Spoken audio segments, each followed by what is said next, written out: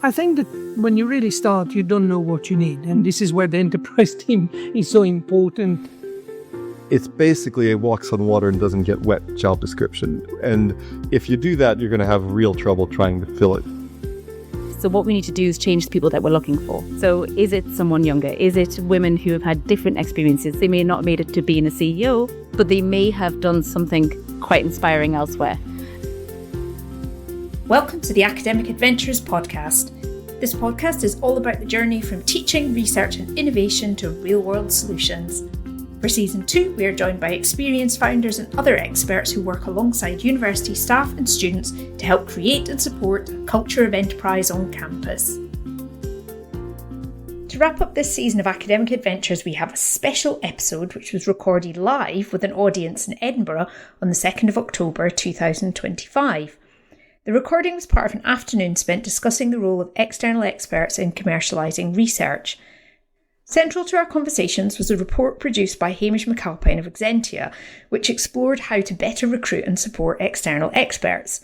To hear more about the process of compiling this report, make sure that you listen back to episode 9 of this season and my interview with Hamish. If you would like to receive a copy of the report, do get in touch with Orla Kelly and you'll find her email address in the show notes. Fueled by the report's findings and various other contributions throughout the afternoon, I sat down with my 3 guests to get their thoughts on how we can fill the external experts pipeline with enthusiastic, skilled and diverse people to help take Scottish research and innovation to the world. As you'll hear in the live introduction, my guests have a diverse range of perspectives. Elad Katz is a company founder and former academic. Rachel Connolly is a tech transfer officer at Heriot Watt University, and Chris Jones has supported a number of life science spinout companies. We talk about their main takeaways from the afternoon, why defining the commercial champion role is a challenge, how we might recruit a more diverse range of experts, and the importance of getting the right support at the right time. Welcome along to this live recording of the Academic Adventures podcast. And this is going to wrap up a season of conversations that we've had around the roles of external experts working alongside universities to help spin out and build companies from university research. So with me today, I have 3 people who, in a lovely combination, represent some of these different roles in the sector. I'll start from furthest away from me. We have got Chris Jones with us. Chris, very experienced commercial champion, essentially, chair and non-executive director of a wide variety of companies. I'm not going to list them all, but including Bridget Bio, which is the most recent one, which recently spun out of the University of Aberdeen in collaboration with previous podcast guest Andy Porter, I understand. Yeah. So quite a few other old biotech, life sciences type companies there. So Chris is going to give us the perspective of a commercial champion. Then I have got Rachel Connolly, who is enterprise executive at Heriot Watt University, particularly working with deep tech company founders to help commercialise their research. And as I think I probably won't need to tell you when Rachel starts talking, very proactive on the diversity debate that we have just, not even a debate, but that the actions we can take around diversity in this sector. And then we have Elad Katz, who is our kind of academic turned founder. Elad is the co-founder and chief technology officer for Navigate Precision Biology, and that was a spin out from the University of Dundee. So, welcome to our panel. For the people who've not been in the room today, we've had an afternoon of presentations and conversations all around how we can use external experts better in universities. And so I wonder if I could start by asking each of you for just one point that has really stood out for you from this afternoon's conversation. So maybe both from this end, Elad, could I invite you, first of all, tell us your one thing that stood out? Thanks for inviting me. I think that for me, it was really refreshing to hear multiple voices here calling for flexibility in the roles of commercial champions or whatever we want to call them after this event. I think that we've had a lot of that experience of needing different people at different phases and being a little bit restricted by the system, and seeing that there is a consensus that there has to be more flexibility. That's great for me. Excellent. I think we might talk a bit more about that in due course. Rachel, what was your standout? It's just really nice that we're actually starting to properly talk about diversity. The fact that it's been recognised in the report, the fact that it's came up in nearly every single group discussion that's happened today. It's great. And it's not just diversity as in male, female. We're talking about neurodiversity. We're talking about different ethnic backgrounds, different class backgrounds, everything. And that's something that really, especially in a deep tech environment that I'm stuck in, I work in, entrenched in. It is something that needs to be considered because the people who are working with teams need to be able to work with different types of people and bring different types of experience to those roles. Yeah, fantastic. Definitely going to talk about that more. And Chris, what was your standout thing from this afternoon? I think for me, there was a lot of conversation about the need to get clear on what a commercial champion is. If you look at the list of potential roles, responsibilities, skills, it's basically a walks on water and doesn't get wet job description. And if you do that, you're going to have real trouble trying to fill it. So stepping back and thinking about what does a company need to spin out, and then building the team around it that has those skills may help some of these challenges of availability and finding them and diversity and everything else. Yeah. Fantastic. That leads us beautifully on to our first question, which is the first recommendation from this report was the need to have clear role descriptions or maybe multiple role descriptions and thinking also about the skills that these people need.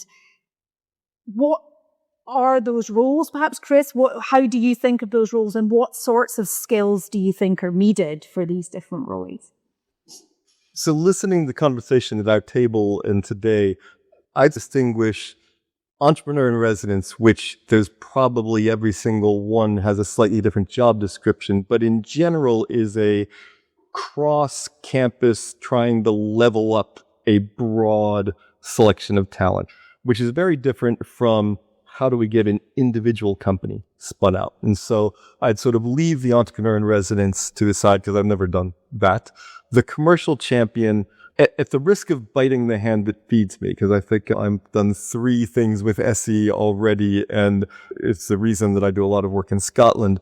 The risk with the commercial champion role is that if you're paying a small amount of money for a part-time engagement to go ask questions about customers and markets, things that are really important, you're then going to attract consultants, people that can work part-time. And there was a real sort of consensus at our table about the need for people that are part of the team, that have skin in the game, that will be there long term. And in some ways, I don't like the term commercial champion. I fit myself into the box occasionally, but really companies, for a biotech, you need a clinical plan, you need a regulatory plan, you need a market plan. You need mentoring from somebody who's been there and done that and can take a first-time entrepreneur and help them figure out how to get this baby gestated and birthed and then successful along the way. So I think I'll stop there.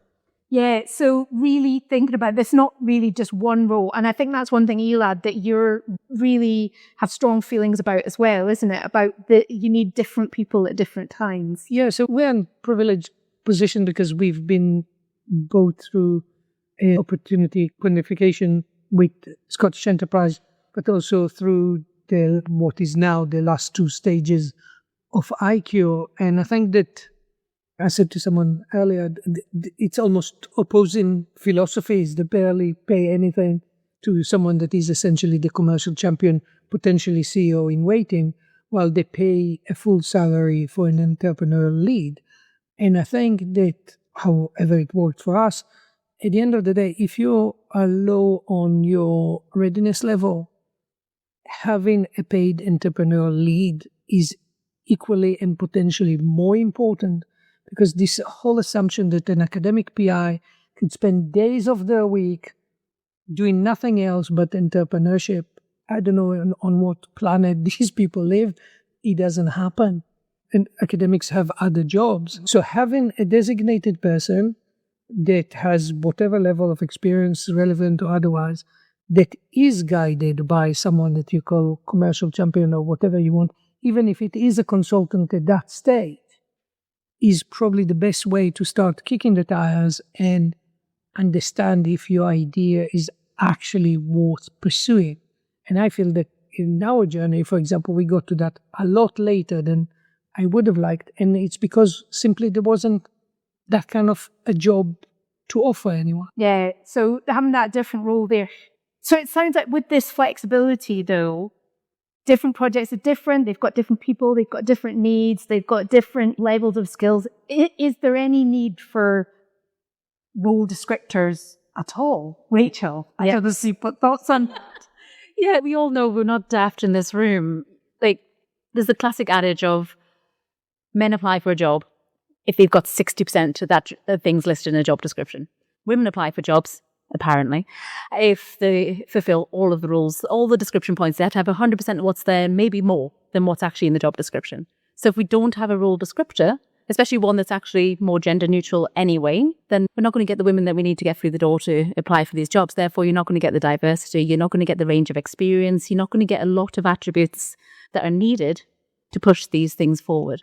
So role descriptors are vitally important, but they have to be just done properly and done well and thoughtful about what does the project need, and then write it accordingly. Yeah, and what does it actually need? I know one thing that has come up in some of the conversations I've been part of this afternoon is that some of the job descriptors, some of the role descriptors cover, because of this need for flexibility, they cover every eventuality, which then, as you say, makes it difficult for more diverse candidates to feel like they match that descriptor.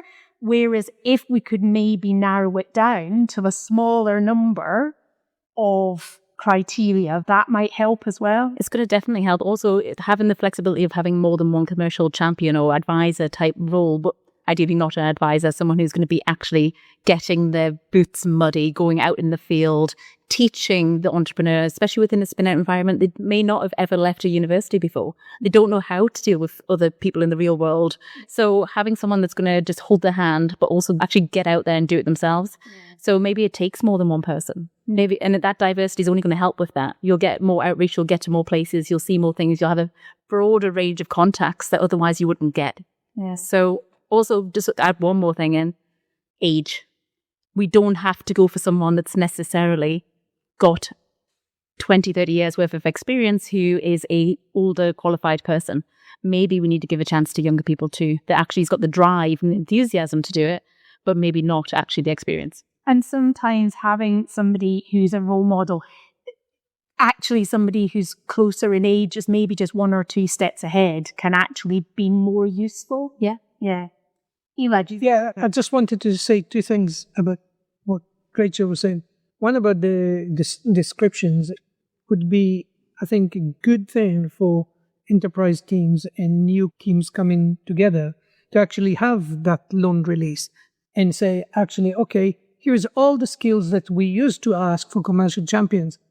Can you tell us what are the top 5 and put that in the ad? So you don't need to rewrite everything. Actually, it could be a good thing in the early interaction to understand what are the things that they think that are the most, and you may have another opinion.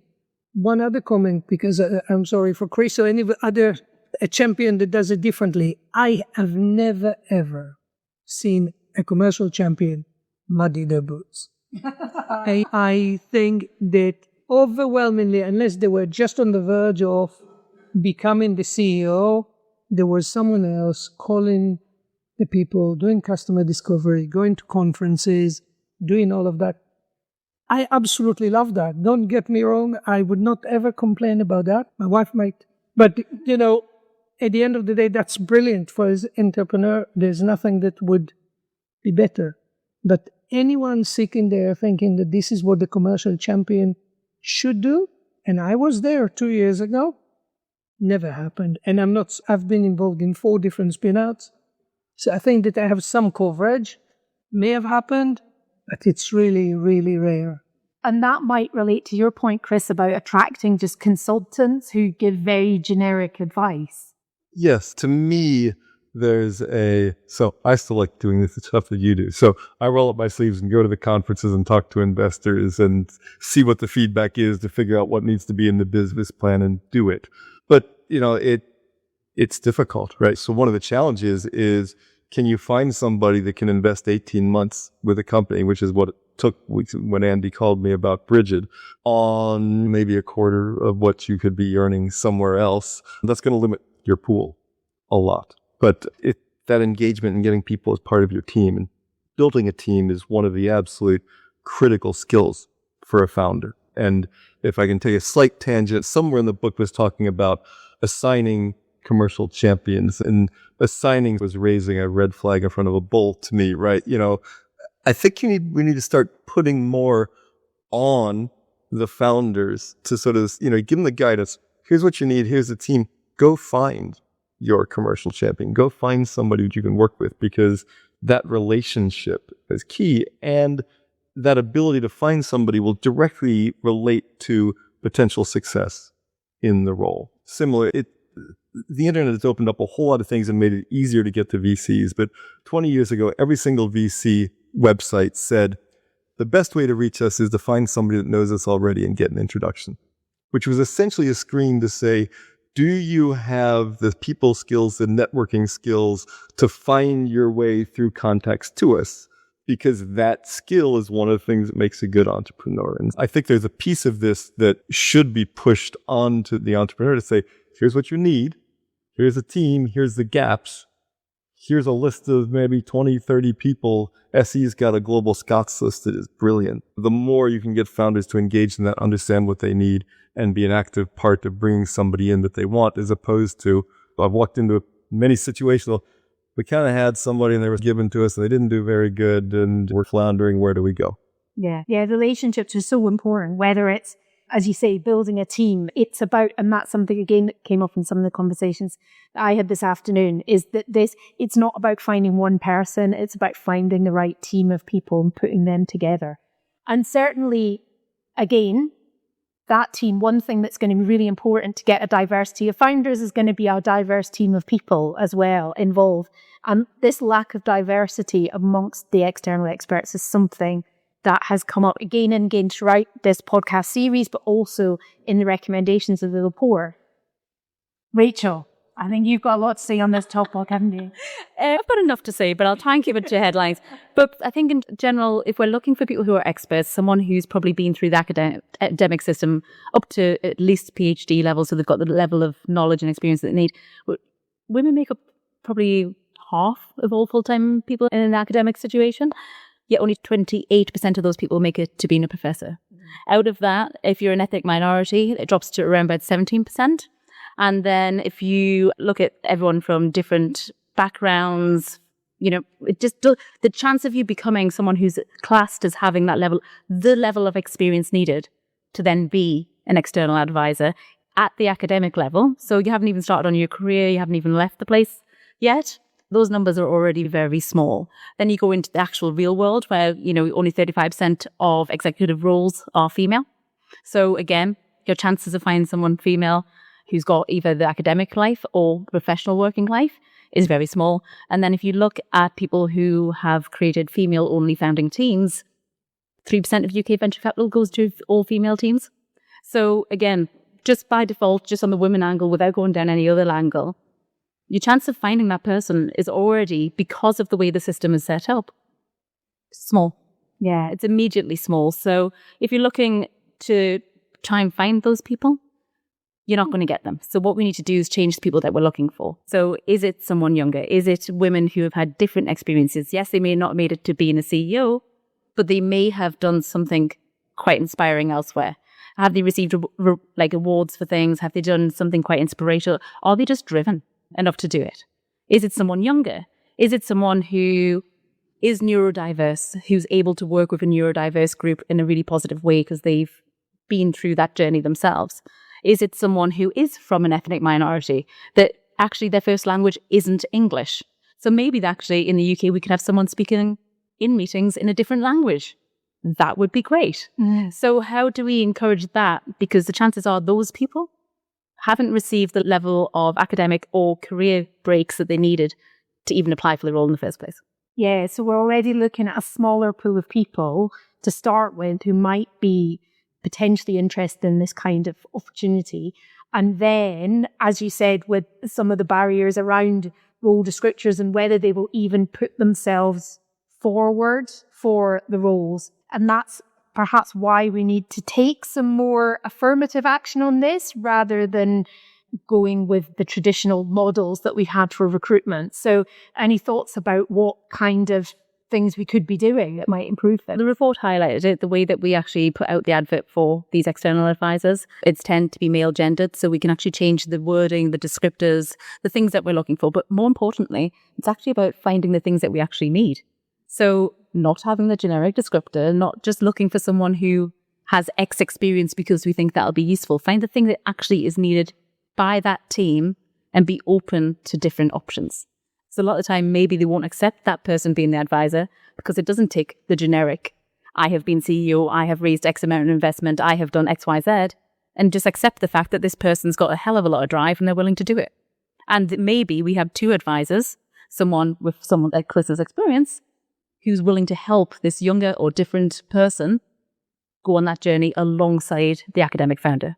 Yeah. And that might be the change that's needed to then change systemically what is happening. Because if we're not championing people in universities, especially within STEM and everything else, to try to go into that educational pathway, to learn these things so they can become the entrepreneurs of the future, we don't stand a chance. So if we can do a top-down approach for making that change where we are, maybe it'll encourage and we'll find the heroes who are going to be inspiring the next generation to come through.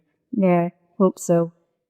I have just a thought about maybe combining the two things, the last things that you said. I think that there's a huge number, for example, of females and ethnic minorities in business development and chief commercial officers. We have this, we can call it top-down or whatever we want, this idea that you got this experienced CEO coming in, commercial champion, dragging the team forward, in some sort of a, this is the pole and you are just pulling it out of the university.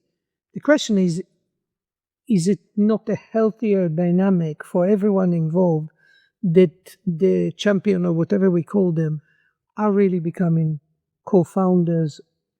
And actually, if they're coming from a senior business development job or whatever we want to call it, a client engagement or whatever roles like this, that, as you say, have the drive, see this as an opportunity to actually make their own mark, make the company their own. I think that's a healthier dynamic for the team because, frankly, I wasn't that interested in the people that were saying, oh, we've done this all before 20 times.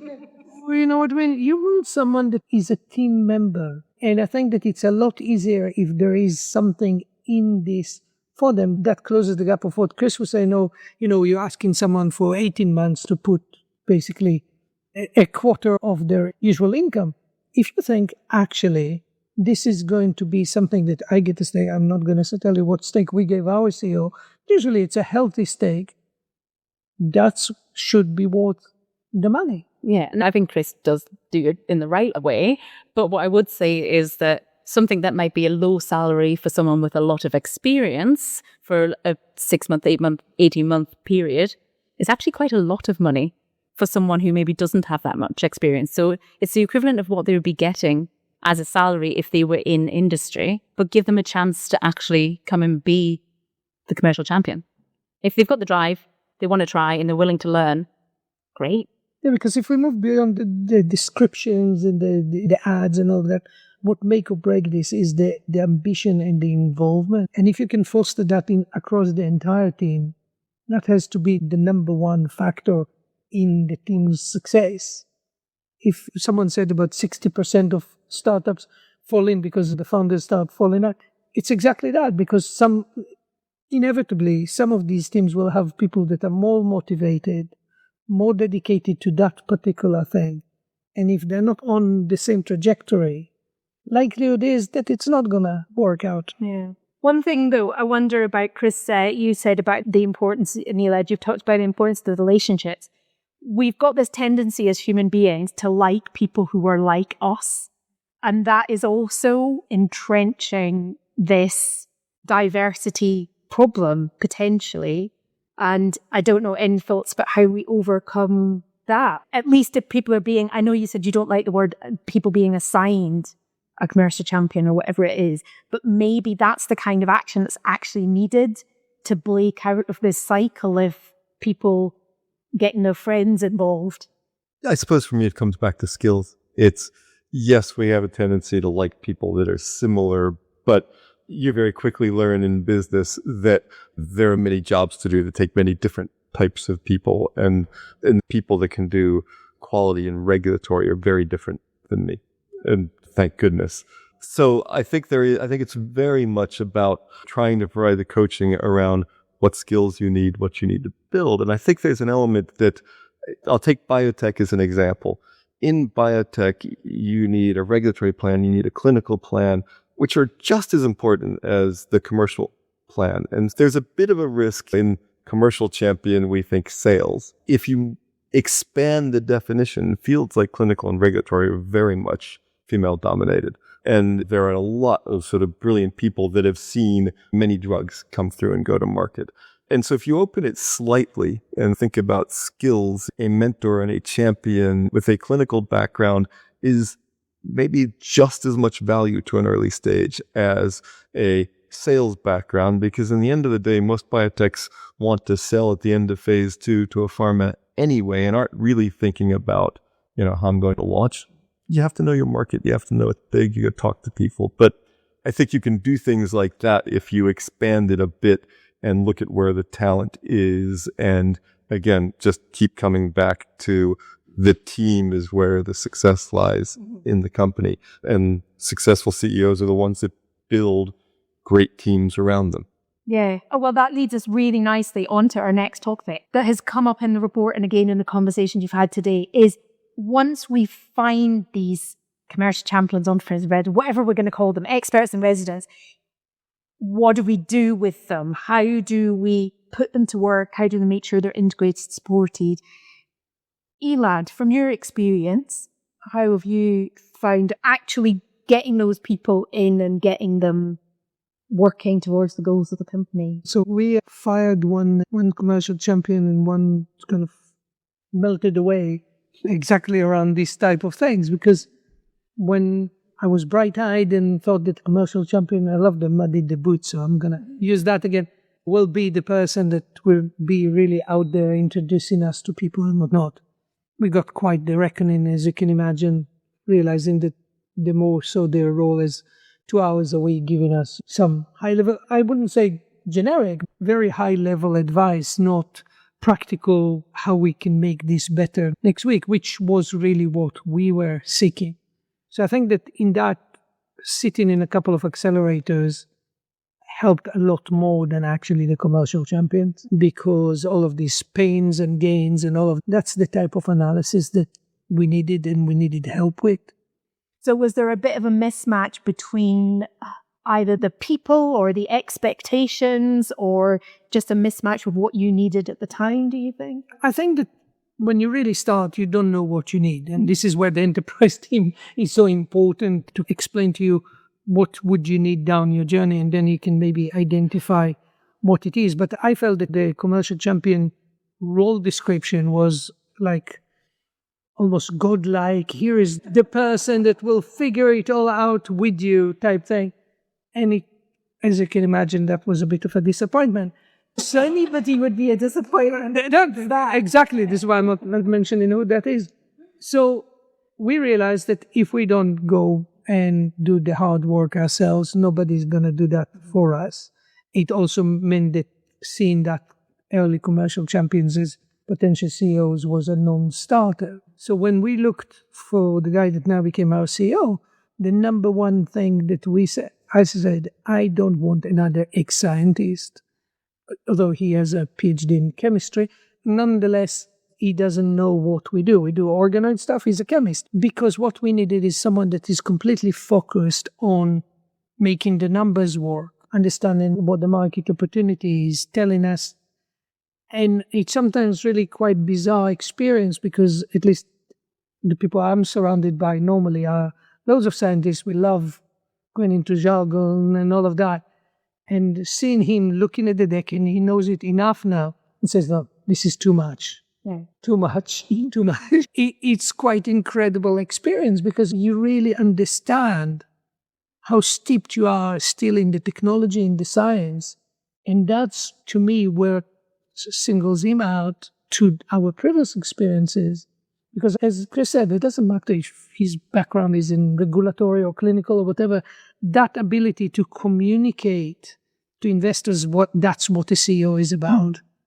And that doesn't necessarily sit with what we needed early on, which is a completely different type of skills. Yeah. And I think that speaks to what Chris was saying earlier about we're almost talking about 3 different roles, if not more different roles that we're talking about here in terms of the different contributions that people make. As a CEO, you've got to be able to measure performance, hold people accountable, get delivery, and know what needs to be done. So there's a problem there to begin with. Your question, Sarah, I think originally was, once we find them, sort of what do we do, which is a real challenge. I think you have to be looking nonstop. The original Silicon Valley concept of an entrepreneur in residence was VCs who are sort of like, we see great technology all the time. It doesn't necessarily have seasoned management teams that we trust to take it out. So we're going to take a really good manager. We're going to pay them for a while. We're going to give them some things to do, but fundamentally they're looking for their next thing. That model is a hard thing to pull off. And so, for example, you could pull me into Edinburgh and show me 100 opportunities, and there may be one that's a fit for my experience and what I do. And there may be none just because on time. It may be that there's a perfect one there, but it's 3 years from being ready to spin out. I think you've just got to be searching and looking and get as big a pool as you can, because it really is about matching the people to the founder, to the opportunity, and pulling together. Yeah, almost a certain degree of alchemy around that. I think I will come now to one last question to each of you, which is, if there was one thing that you could change right now, what would it be? Anybody want to go first? The problem is that she told us ahead of time we weren't allowed to say more money.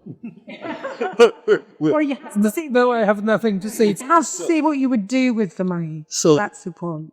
I think I would distinguish between commercial expertise and mentorship, and I would find a way to specifically fund mentorship to bring companies along and make sure that new founders, first-time founders, understand the journey and what has to be done and what it takes to get a company out. So I think that would be my one thing. Okay, thank you. I like that idea. I like the idea that they need to understand what they're about to do. That's good. But I think, change one thing, it would be, I would have a fantastic pool of diverse mental, or not mentors, advisors, mentors, people who are willing to get their boots muddy that I could just easily draw from, who also had fantastic experience in all these different STEM subjects. That'd be fantastic. Yeah, we are talking wish list here. This is wish list. Yeah, you're right. So I'm going to be sneaky and say that you need time, which, as we know, is money. Because at the end of the day, if you're looking at any academic spin out, inevitably you're asking someone to put time aside to do something that is still considered not part of their day job. And therefore, what mechanism, whether or not it's inside university or external, like Scottish Enterprise or whatnot, fundamentally you can't beat the fact that there's only so many hours in the day. And if you need to speak to another potential customer, I can write grant proposals at 8 p.m., but I can't speak to a collaborator at 8 p.m. unless they happen to be in the United States, or that we spoke to people in Korea, that's 8 a.m. call. But usually it's middle of the day situation. You have to find a way to allow people to do that.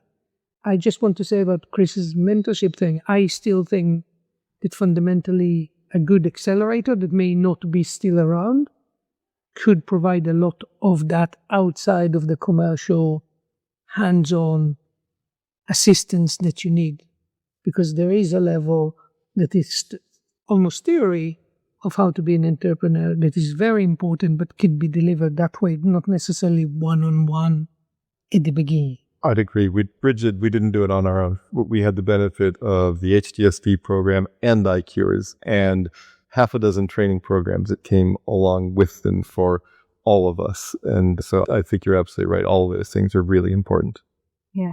Oh, we'll put the three of you in charge, sort it all out. Fantastic. Well, thank you all so much for being part of this, for sharing your insights. Thank you to everybody who's been in the audience. We shall finish it there. Sarah here again to wrap up this episode. Thanks again to all of our guests for their contributions. If you would like to connect to them, open up the show notes and you will find links to their LinkedIn profiles. And while you're on LinkedIn, do pop over to the Academic Adventures podcast page and share any feedback, either for this episode or for any of the whole series. Remember that if you would like a copy of the report we were discussing, you can get in touch with Orla Kelly. You'll hear all the usual thank yous in a moment, but just a special thank you for this episode to Ross Sloan from Podplistic, who recorded the audio at the live event. This concludes Season 2 of the Academic Adventures podcast. We now have an archive of 21 episodes for you to explore, so whether you're a researcher looking for role models or a seasoned professional looking for your next challenge, you're bound to find something to inspire you. Just search for Academic Adventures in your podcast app and you'll find all 21 episodes to binge on. If you've been inspired by this podcast, head over to our LinkedIn page and tell us about your biggest takeaways. You'll find a link in the show notes or just search for the Academic Adventures podcast. This podcast is a collaboration between the University of the West of Scotland, Converge and Sarah McCluskey, working in partnership with Ross Tuffy and the Connect Ed Network. The podcast team includes Orla Kelly, Adam Kosterka, Jen Black and me, Sarah McCluskey. This season of the Academic Adventures podcast is supported by the Scottish Funding Council.